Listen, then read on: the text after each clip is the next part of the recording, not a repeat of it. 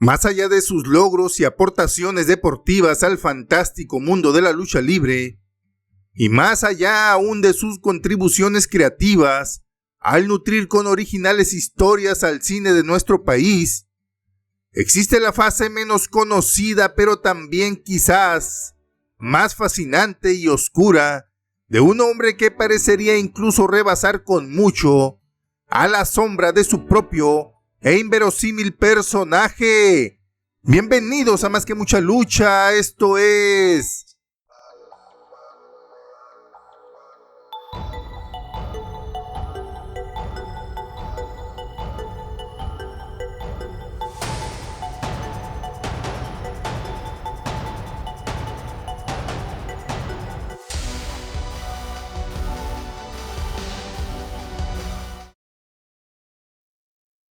Desde niño, ser amante voraz de la lectura a pesar de no haber rebasado el tercer año de primaria, crearía en José Jesús Velázquez Quintero todo un mundo paralelo de fantasía al de su propia realidad y condición de pobreza. Dicho mundo paralelo y fantástico se reflejaría en Jesús Velázquez en un espíritu inquieto, bohemio, aventurero, que lo llevaría a defender ideas un tanto excéntricas, por no decir extrañas o raras, para su tiempo. Así hablaba Zaratustra sería su libro de cabecera por muchísimos años, mismo que lo motivaría a cultivar no solo su mente, sino su fortaleza física para alcanzar los vestigios del superhombre nietzscheano. Su comportamiento extraño y manera de proceder poco común pesaría incluso antes de ser una figura pública, antes de ser conocido como el murciélago enmascarado, mucho antes, cuando su nombre y joven rostro habrían de quedar impresos en las páginas de un diario capitalino, en el tiempo en que éste todavía trabajaba como oficial de policía con placa 986. En donde dos acontecimientos quedarían marcados y registrados en torno al nombre de José Jesús Velázquez. Uno sería tras la muerte a balazos del comunista Benjamín Jiménez a manos del propio Velázquez, quien forcejeando, el policía y futuro luchador, quedaría herido de un hachazo. Y la otra situación que también se haría pública y un tanto extraña también, pues no se le acusaría de complicidad, sería cuando Jesús Velázquez, conmovido, dejaría escapar a un asesino cuando éste, ya sintiéndose atrapado junto con su compañero delictivo, decide contarle la sufrida y desdichada historia de su vida y del porqué de sus atroces actos. Solo se llevaría a su cómplice, quien paradójicamente resultó tener menos responsabilidad en los crímenes.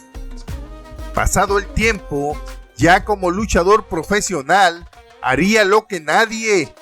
Conocedor de la condición humana, explotaría al máximo el misterio, el miedo y la catarsis de un público al que presumía manipular a su antojo, infundiéndoles terror y rabia al mismo tiempo. Desde un principio Jesús Velázquez comprendió lo que no muchos entendieron: fusionarse por completo con el personaje, dándole vida propia con personalidad única y fantástica.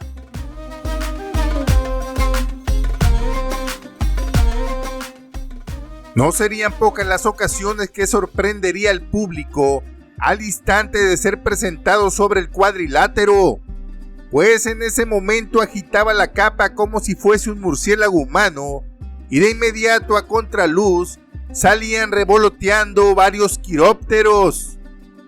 No solamente ese tipo de bichos serían los que le acompañarían, pues en ocasiones llegó a presentarse con tarántulas y hasta una serpiente, mismos a los que él pacientemente, en su afán de estudiarlos, les extraía las ponzoñas y el veneno. A manera de paréntesis, es muy probable que esta serpiente fuera la que el cavernario Galindo haya destrozado a desdentadas, demostrando con esa actitud que no le tenía miedo a nada.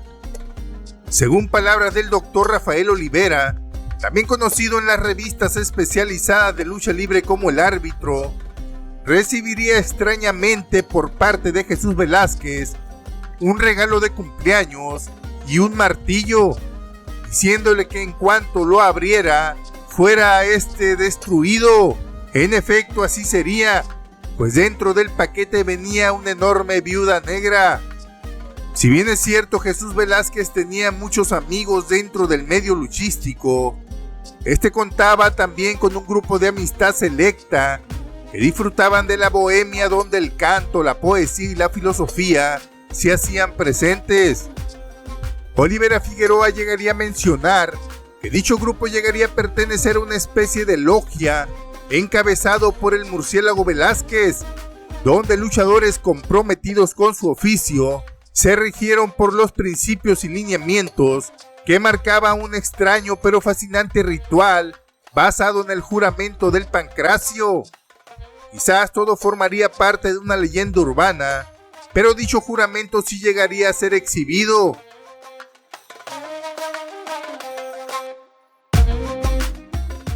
Conforme pasaron los años, el Murciélago Velázquez se enfrascaría más en estudios esotéricos, en la meditación y en la práctica de la telepatía.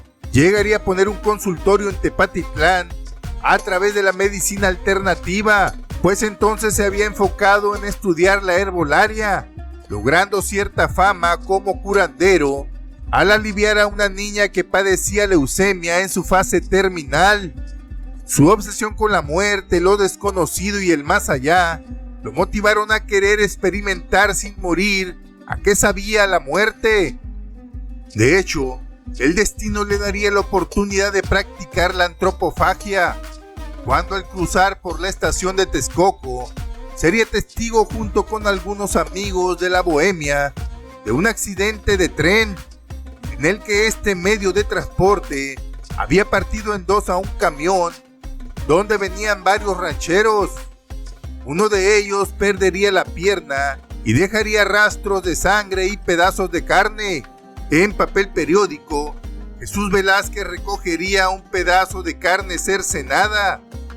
Tiempo después, en las siguientes charlas de bohemia, comentaría que la carne la habría asado y la habría comido con una tortilla, agregando que después de Diego Rivera, él era el segundo en comer carne humana, la cual aseguraba era una de las carnes más sabrosas que habría degustado en su vida.